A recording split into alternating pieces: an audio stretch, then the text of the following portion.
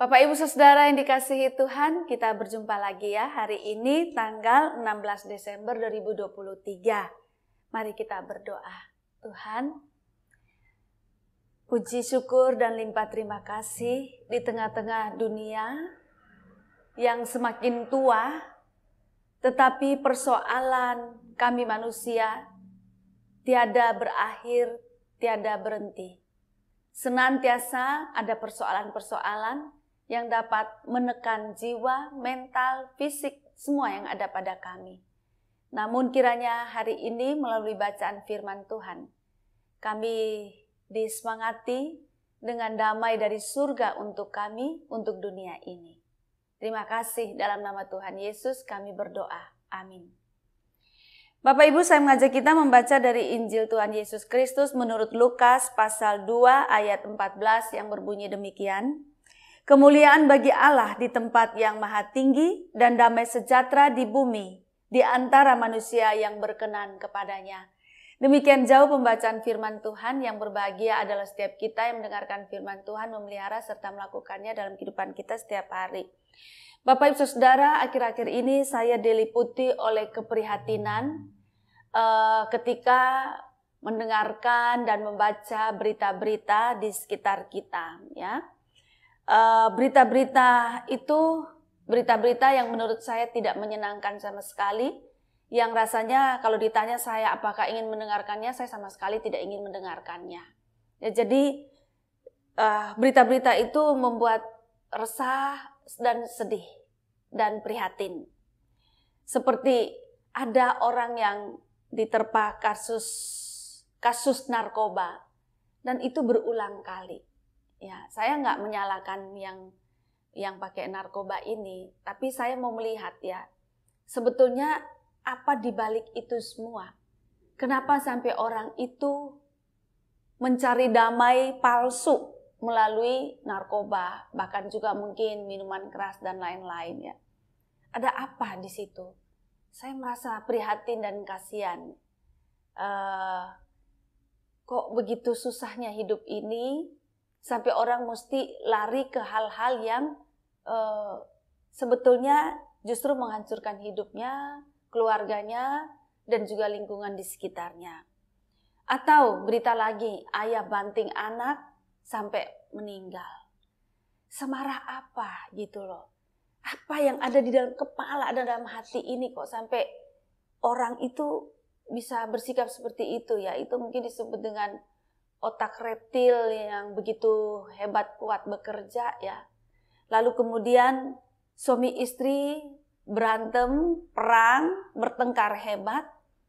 Lalu orang tua yang tewas, meninggal. Duh, macam-macam kejadian yang memprihatinkan. Dan barangkali di setiap rumah itu banyak persoalan, banyak pergumulan ya, banyak tekanan-tekanan yang dialami oleh anggota-anggota keluarga. Jadi saya melihat ini kok masyarakatnya seperti masyarakat stres. Masyarakat ini masyarakat yang tidak damai. Masyarakat yang tidak sejahtera. Jauh dari sejahtera.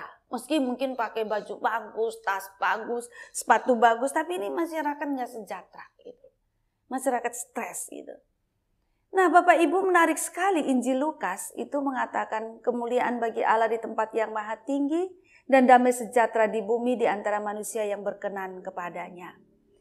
Jadi di tengah-tengah situasi kita seperti ini dan ketika Injil dibacakan dengan bunyi seperti ini, itu rasanya menurut saya bagaikan suatu oase ya, sesuatu yang menenangkan, sesuatu yang menyegarkan, sesuatu yang membuat rasa nyaman dan juga harapan kepada kita. Bahwa dengan kelahiran Tuhan Yesus, dengan kedatangan Tuhan Yesus ke dunia, itu berarti damai sejahtera di bumi ada di antara manusia.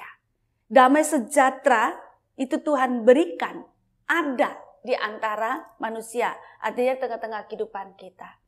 Nah, damai sejahtera itu maknanya sangat luas Bapak Ibu. Keselarasan, seperti ketika dua orang berperang atau dua pihak berperang, lalu kemudian ada jarak di antara mereka, kemudian mereka bisa damai lagi. Lalu kemudian damai sejahtera ini berarti juga kemakmuran, bisa juga berkat, bisa juga selamat, bisa juga artinya bahagia, sehat, tertib dan sebagainya. Nah, di tengah-tengah dunia seperti ini, ya yang tadi saya katakan di atas itu, ada berita mengenai damai sejahtera di bumi di antara manusia yang berkenan kepadanya di saat kelahiran Tuhan Yesus. Berarti kita sebentar lagi akan merayakan Natal. Berita Natal tentang kelahiran Tuhan Yesus berarti Tuhan menghadirkan damai ke dunia ini. Tuhan menghadirkan damai sejahtera di dalam Kristus. Nah, Bapak Ibu Saudara, itu artinya apa? Itu artinya tantangan bagi kita orang Kristen, Bapak Ibu.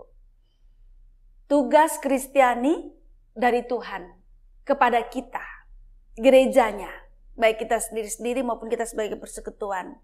Tuhan memberikan tugas Kristiani ini.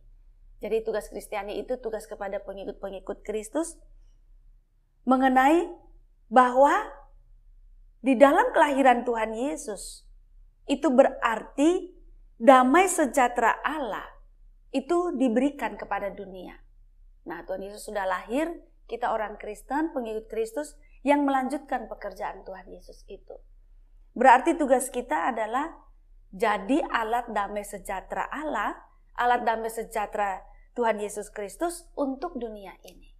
Jadi Bapak Ibu, di tengah-tengah dunia yang tadi saya bilang prihatin itu dan masih banyak lagi perkara-perkara, kita orang Kristen harus hadir untuk merespon situasi ini yang kalau mau saya katakan masyarakat stres, masyarakat tidak ada damai di dalam kehidupannya, tidak ada sejahtera.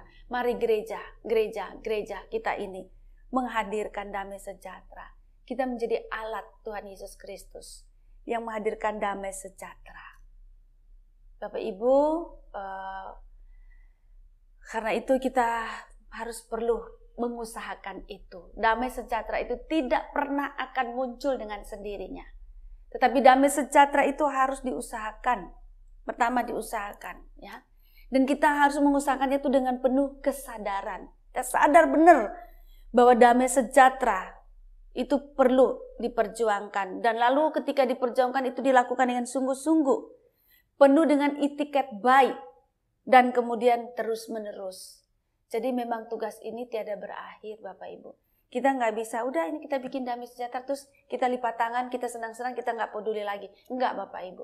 Damai sejahtera yang Tuhan tugaskan kepada kita untuk kita hadirkan di dunia, dan kita menjadi alat dari Tuhan itu, harus terus-menerus kita usahakan dengan sungguh-sungguh dan itikat baik. Nah, Bapak Ibu Saudara, kita memang perlu minta Tuhan untuk berikan kemampuan kita.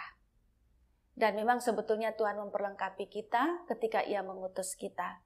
Bagaimana kita memperjuangkan damai sejahtera di tengah-tengah masyarakat. Untuk masyarakat. Bukan hanya ada makan minum. Bukan hanya bisa sekolah. Bukan hanya bisa bayar uang untuk kesehatan. Tetapi seluruhnya. Damai jiwanya. Damai mentalnya. Sehat mentalnya. Dan seterusnya. Nah, gereja bergerak di bagian-bagian semua itu. Tuhan menolong kita semua. Amin. Kita berdoa. Tuhan, kehadiran kami pengikut Tuhan Yesus Kristus akan berdampak baik di tengah-tengah dunia ini. Ketika kami terus-menerus mengusahakan damai di dalam segala bidang kehidupan. Supaya Tuhan ada keceriaan. Ada kebahagiaan, ada kegembiraan di dalam kehidupan di tengah-tengah dunia ini. Tuhan terus memperlengkapi kami, Tuhan terus menguatkan kami, dan biarlah apa yang kami terima dari Tuhan, damai sejahtera yang kami terima dari Tuhan, itu pula lah yang kami lanjutkan untuk dunia yang semakin tua, tetapi persoalan-persoalan pun tidak berkurang-kurang. Namun kami tahu bahwa Tuhan sangat mengasihi dunia ini. Karena itu Tuhan mengaruniakan Putra Tunggal. Di dalam Yesus Kristus. Kami adalah perpanjangan kasih sayang Tuhan. Tolong kami agar kami mampu untuk menghadirkan damai sejahtera Tuhan Yesus Kristus di tengah-tengah dunia ini. Terima kasih, dalam nama Tuhan Yesus kami berdoa. Amin.